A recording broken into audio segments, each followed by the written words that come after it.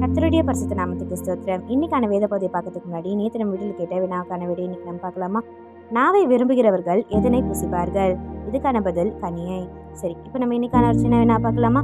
நாம் எதை வெறுக்க வேண்டும்? இதுக்கான பதிலை கமெண்ட்ஸ் சொல்லுங்க. சரியான பதிலை நாளைக்கான வீடியோவில் சொல்கிறேன். இப்போ நம்ம இன்னைக்கான வேத பகுதியை பார்க்கலாமா? ரோமர் 12ஆம் அதிகாரம் 9ஆம் வசனம்.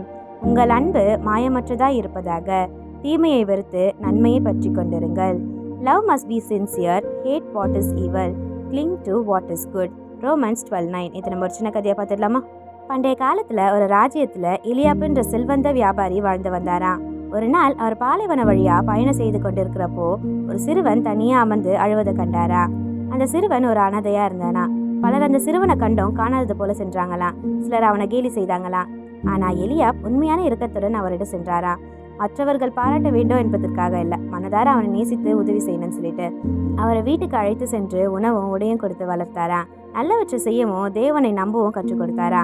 சில ஆண்டுகளுக்கு அப்புறம் ஒரு நேர்மையற்ற வியாபாரி எலியாப்பிடம் வந்து 7 விவசாயிகளை ஏமாற்றி அதிக லாபம் சம்பாதிக்கலாம்னு சொல்லிட்டு கூறினாங்களாம். எலியாப் உடனே மறுத்து, தீமையின் மூலம் வர செல்வம் எனக்கு தேவையில்லை, நான் நன்மையே பற்றி கொள்வேன்னு சொல்லிட்டு சொன்னாங்களா. இதை கண்ட அந்த இளைஞன் உண்மையான அன்பு வெறும் வார்த்தையில இல்லை, செயல்களில் வெளிப்பட வேண்டும் என்பதையும், தீமையை வெறுத்து நன்மையை பற்றி கொள்ள வேண்டும் என்பதையும் கற்றுக்கொண்டானா.